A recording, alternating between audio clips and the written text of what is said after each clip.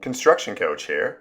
In today's video, I will be insulating and installing vapor barrier in this 16-foot by 22-foot 1950s garage. All walls and rafters were framed with 2x4s, Douglas fir on 16-inch on-center spacing, so I ordered R12 insulation batts sized for 16-inch on-center spacing in wood framing. Batt insulation for steel framing is larger, so make sure to order the right size. This is fiberglass insulation, so be sure to wear all PPE required. Here is a look at half the garage with the batts installed. I did this section without video recording because I needed to move all the things in the garage to this area so I could record the rest. This garage is going to be my new workshop with video green screen set and ample storage. Follow the whole build in the old garage playlist. Here's a look at some of the tools I'll be using: hammer tacker, T50 staples, cordless drill, utility knife, tape measure, hammer, snips, and a particulate mask. In an old or renovation project, check all studs for nails and screws before you start. This is very important because when you get to the plastic, you don't want anything in your way.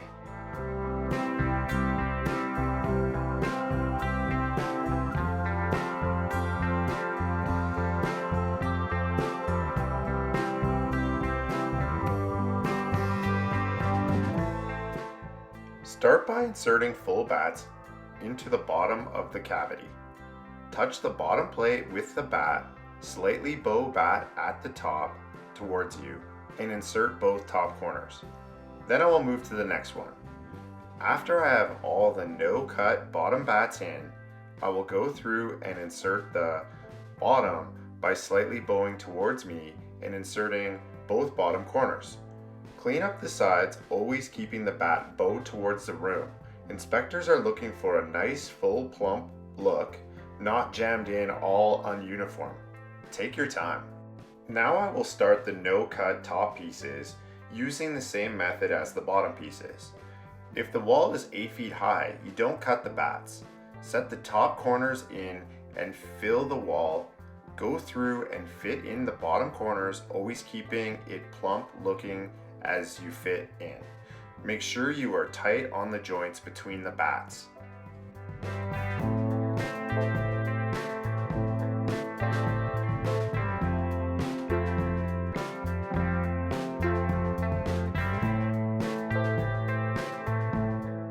Time to start the cuts. I'm using my insulation sled to cut batts perfectly. Cut all pieces ½ inch larger than the space between the studs. In the old garage playlist, there is a DIY video on how to make an insulation sled. This is so handy for cuts and saved me so much time on cuts. I wanted the garage super secure, so I removed all windows. That's why I'm filling in the window with the batts.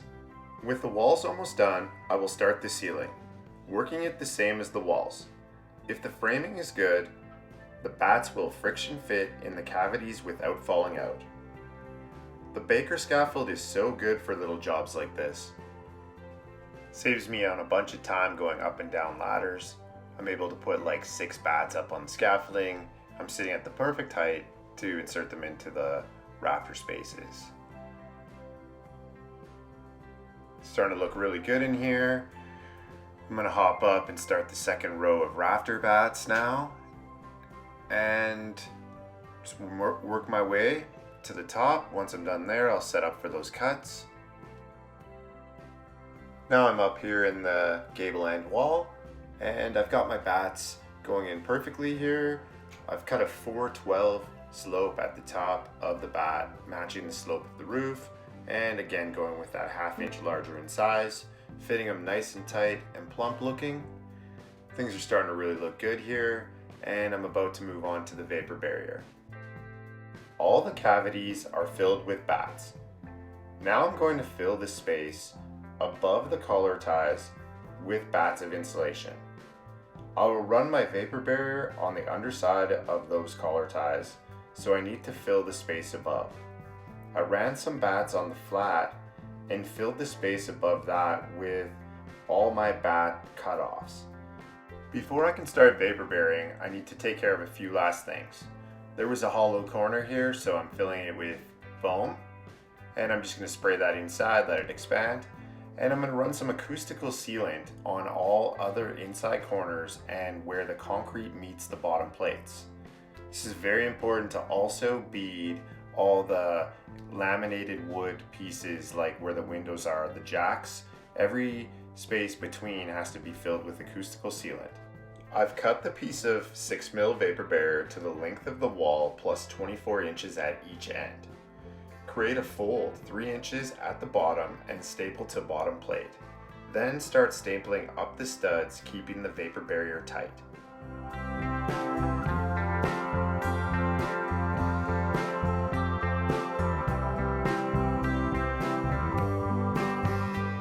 Now the walls are looking great. I will fill that space above the collar ties with batts like I spoke of earlier. I will run my vapor barrier across the top of the wall plate, lapping the vapor barrier 16 inches. Then I will staple tight up the rafters. To finish that vapor barrier joint, I will use the approved vapor barrier sheathing tape. It is important to use approved sheathing tape. In my area, there's been a recent change where you're no longer allowed to use the red tape. It's all gone to this blue. So just check what's up in your neighborhood, making sure that you're following all your building codes. My vapor barrier's in. This window's been sided and recovered on the outside. I've tuck taped my joint where the ceiling met. It's not the ideal spot to make a connection point. I've taped it 2 times just to make sure I've got a good seal. Now I'm just going to bring in some 3/8 OSB and sheet the ceiling. One thing I'd like to talk to you about before I carry on any further, I want to know where studs are, so I'm marking out on the floor here all the studs, and I'm going to use some felt pen and mark out the ceiling joists, so as I do the ceiling, or the sheeting on the ceiling, I'll be able to know where the studs are against this wall. So, good idea to mark everything out before you start your sheeting. Here's a look at those utility shelves that I put in that exact location. If you have any interest of the other videos in this old garage, check out the old garage playlist in the Construction Coach libraries. Thanks for watching.